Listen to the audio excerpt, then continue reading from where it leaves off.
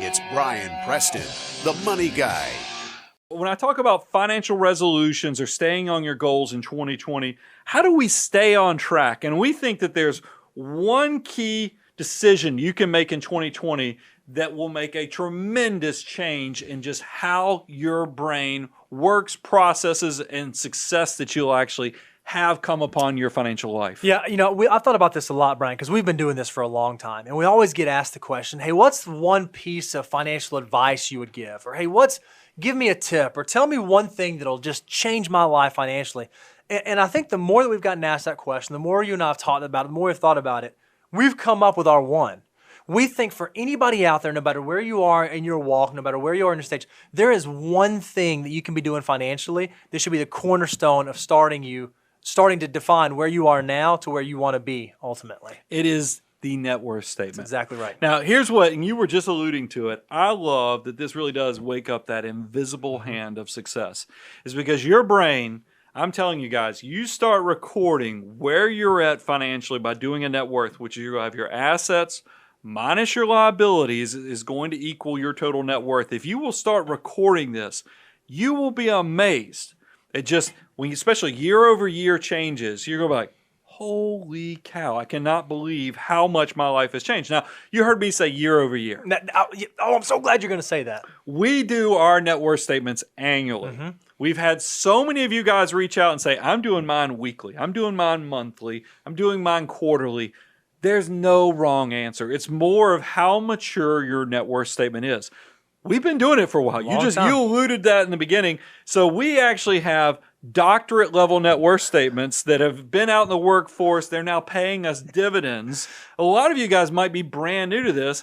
Your net worth statement's still pooping all over itself, and you have to feed it. So you gotta look at that thing weekly, monthly, because it wouldn't survive without some input on you.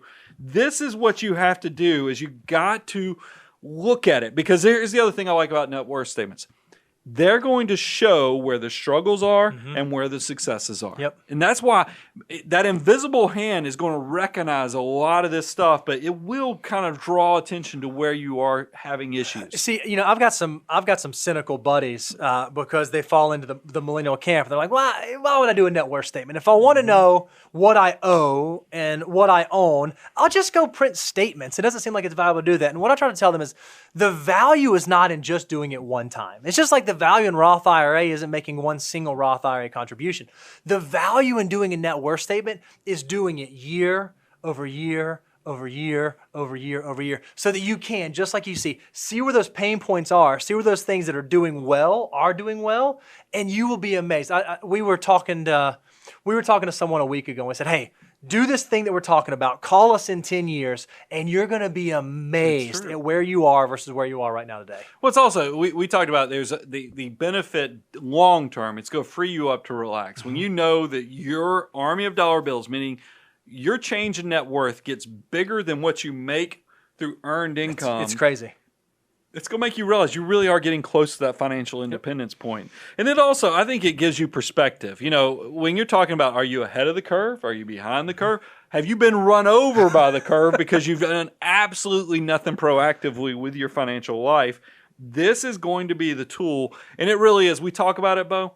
We could do shows on this. Absolutely. We could do courses on this, because it is just so powerful that we're just scratching the surface with this discussion. Yeah, so if you're someone who has not done it, start doing it, and you will be amazed at how it is going to have a positive impact on your overall financial situation. So, Bo, I will tell you, after doing this show, I'm kind of getting excited about getting those financial resolutions put in order. Yeah, I am too. We are at the point now where we're talking about. So give them a quick review, a kind of a recap of the 4 big things that we kind of covered. Yeah, number 1, you want to make sure you have your estate plan in place. You want to make sure you're covering your risks. Don't miss those big 3. Don't make those 3 big estate planning mistakes.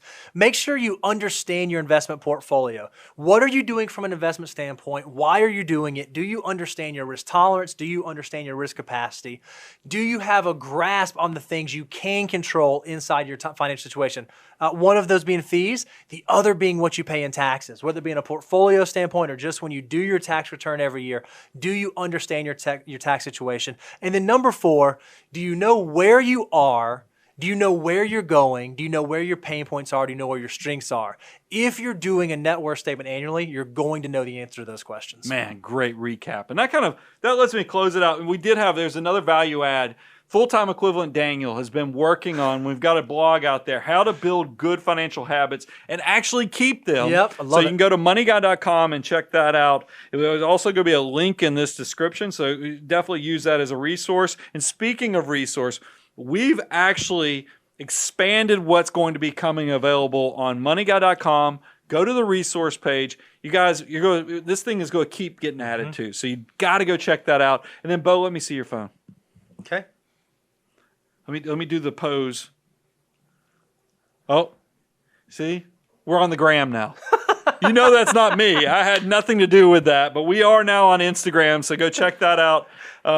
I probably did the most awkward selfie because I don't know what the heck I'm doing. No, that was awesome. And that closes the last thing, abundance cycle, because we are closing the end of the year. Thanksgiving's coming around. As we're in that season where you really do look at your life, you look at what's around you, and you're so thankful for the blessings. And guys, that's how the abundance cycle started. This all started as an educational platform where I felt in 2006, I was like, man, people just do not have resources to get to a certain level to make the right financial decisions. They're being sold to, they're being taken advantage of. So we started doing this podcast in 2006, and it just keeps building. I mean, we have a staff now. I feel so thankful, and kind of the purpose has even grown, and it's gotten fine-tuned, and we call this the abundance cycle, where we want you to come learn, apply, grow. Consider that we're planting seeds. All this knowledge is coming to you, is cultivating your success, where at some point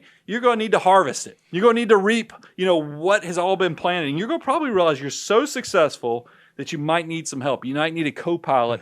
That's when Abound Wealth, the Money Guy team, take the relationship to the next level. Reach out to us through the contact page, and we'd love to hear from you. We love working with clients all across the country. We are so blessed and so thankful for every one of you.